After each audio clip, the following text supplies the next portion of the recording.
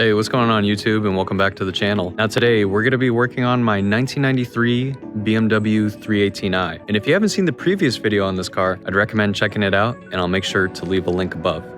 But anyways, where we left off is we were disassembling the front end on this car. And last night, Ray and I put all this stuff back together. Behind this. Oh, dude, Ray, it went in. Wait. Yo,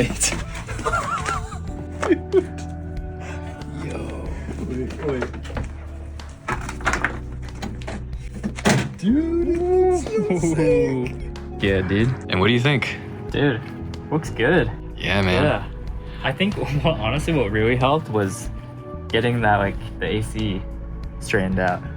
You know, honestly, if we didn't do that earlier, that could have been just such a disaster because everything would be fighting us and probably the fan wouldn't fit correctly. Yeah. But now that we got the nose panel, the headlights, and the bumper, all of this is just like loosely put on. So the entire front end is back on the car. But unfortunately, since we were working against the clock, there's so many other things that we needed to do, we didn't really have a chance to give like a full explanation for somebody if you wanted to disassemble this car yourself. So I kind of wanted to take a moment and just like share my experience with you guys with working with a wreck car and the fact that I had to use JB Weld on some, you know, pretty crucial components to get everything to line up correctly. Here's my latest dilemma. I have this piece that goes to the core support that actually is welded on. Now in this scenario, since the accident ripped this out, so what I did is I removed the studs and I'm slowly trying to flatten this out because before it was really bent out of shape.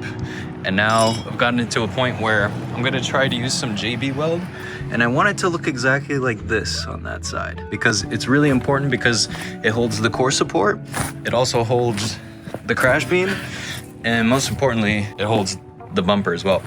So there's a lot of integral parts that go onto this piece of the body, and I'm gonna try my best to just use some good old JB Weld to see if this will be enough to hold it.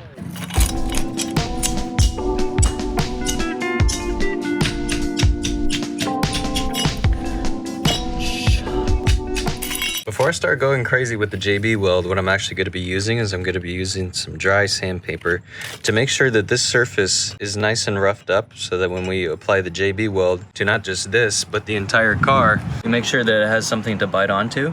So I'm going to be sanding both of these surfaces to make sure that it goes completely on there. And I tried my best using just some vice grips, some C-clamps, and some pliers to make sure that this would come in contact with the original piece that goes to the core support so that we have some binding that's going to be going behind here, because it's going to be super important that when I apply the JB Weld here that it covers all this surface so that we get a really good hold once it cures.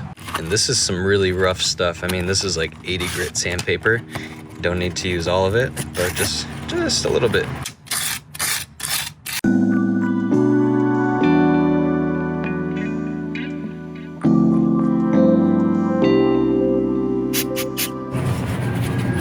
Now when I use JB Weld, I typically just use an old piece of cardboard and then I rip off a little piece, and this is going to be my application. You could also use a flathead screwdriver, which I'll probably do in a sec. Let's mix.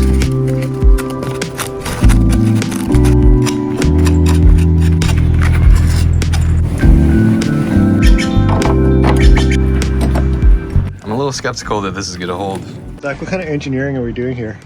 The zip tie engineering, the tastefully clapped way. I ran out of vice grips, so I had to try my best to utilize with what I have. We have C-clamps, vice grips, zip tied pliers.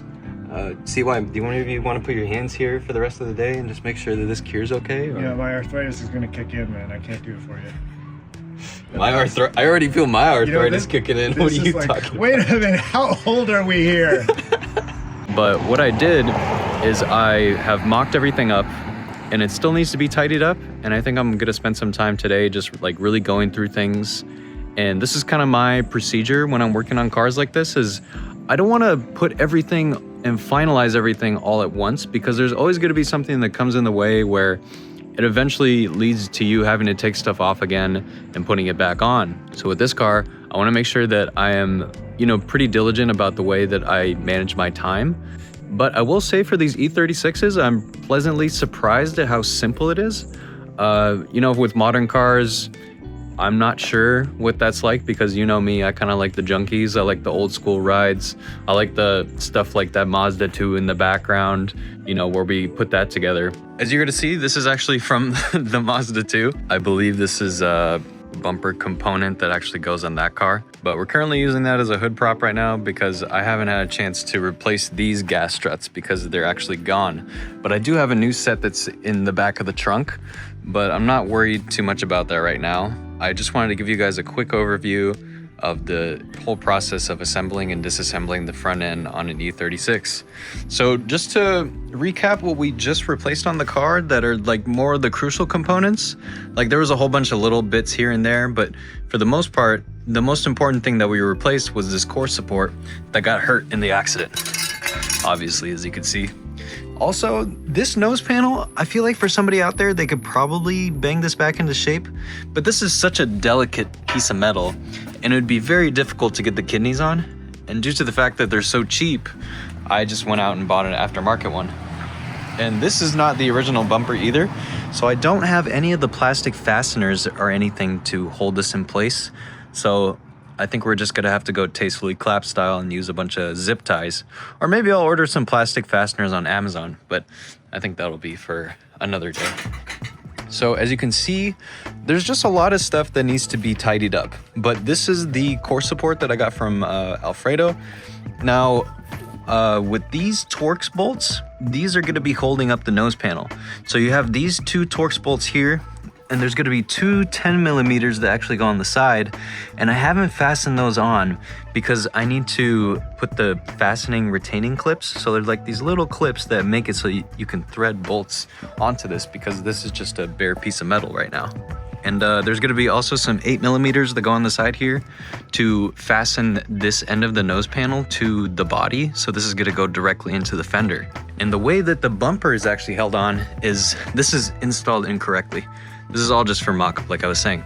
But you would take these two 13 millimeter bolts on each side and you'd take off this whole beam altogether and you would fasten it to this. So I don't know if you can see these clips right here, but these are gonna be the clips where you actually put the crash beam to the bumper so that when you take this off, it'll all be one piece. Now we got the radiator in there as well as the AC condenser, but I just noticed something that is, like I said, is just gonna be such a nightmare. And these things always pop up. But I noticed that I held a bungee cord way down there. And it looks like there's no way for me to take that out easily. So I'm gonna have to think of an idea to take this out. But this is a perfect example of why you don't finalize things when you're working on a car like this. When you're doing something a little bit more ambitious than just like changing spark plugs or change the oil, there's always gonna be something that's just gonna drive you mad. And of course, you know, it was dark and we were working quickly and it just, that's just gonna be such a pain in the butt. We also got the push fan installed. Some of the clips were a little bit broken, but we were able to just use some zip ties and the original 8 millimeter bolts. There's a whole bunch that go on the side and on the bottom of it. And there's also gonna be these little clips that you push up that will also hold this in place. Besides that, when you look underneath, this is gonna be another task for us too, is to figure out how this is directly connected. So this is actually the plug that goes to this, the fan.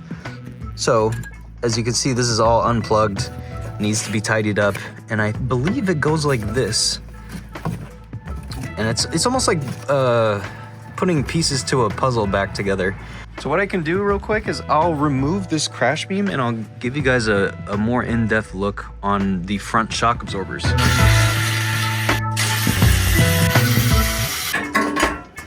Okay, so here's a look at the replaced front shock absorbers that I put on the car. So this is the part that actually goes to the frame. And as you can see, you need this to line up as well with the cross member. So there's a cross member that goes underneath the fan that holds all this stuff in place. And it's really crucial for this so that it will hold the fan in place because it almost has these slots where it rides on top of it, or else it would just be flopping around all over the place. So as you can see, everything lined up really nicely. And the JB Weld job that I did on this side actually looked really good. But I'm definitely not done because There's only one bolt there right now, and I need to go through with the studs. But like I said, I just need to finalize everything that's going on here. Now, what's nice about these also is that these move. On a lot of cars, like the Mazda 2, for example, it doesn't do that.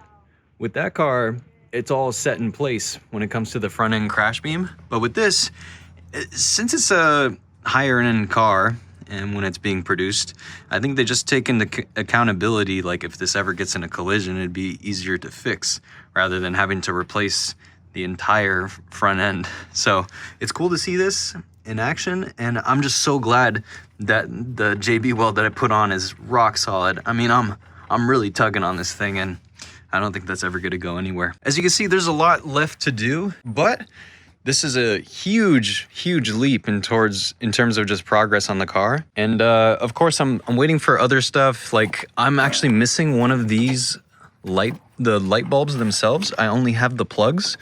And I'm also missing, if I can find it, this. Now, I just have some exposed wire here, and I don't know what that goes to. I'm assuming it either goes to the side markers or maybe the fog lights, but this car didn't actually have fog lights on it, so I'm not sure if I need to, you know, do some pick and pull adventures to go find this stuff. But it's definitely something that I need to get, especially if I want to run lights to make this at least a little bit street legal. So the headlights are just in here. They're completely loose, not fastened in any way, but that's super easy. I mean, that's like final steps, you know? The core support is really straight. This one is a perfect replacement for this car. There's also a plastic shrouding that goes on the top over here that I need to put on. But like I said, that's very like final steps kind of stuff. And I got a bunch of other stuff in the back of the trunk that I'm looking to put on the car, and the interior definitely needs some attention, but for the most part, this is huge. I mean, this is a huge leap and bound for this little BMW. Another headache that I'm also gonna have to deal with is taking this to the Washington State Patrol inspections, because for whatever reason, you know, due to COVID and stuff like that, it's been really difficult for a lot of people to go out and find VIN inspections for their cars. So I don't know how long this is actually going to take to do something like this. I'm hoping for the best, and I'm going to try my best to secure at least one reservation for this. Anyways, I think I'm going to end the video here. So I hope this helps anybody that's in a particular situation, working on their E36 and looking how to assemble and disassemble the front end on their car. Let me know what you think. Comment down below. Make sure to like and subscribe, and I'll see you in the next one.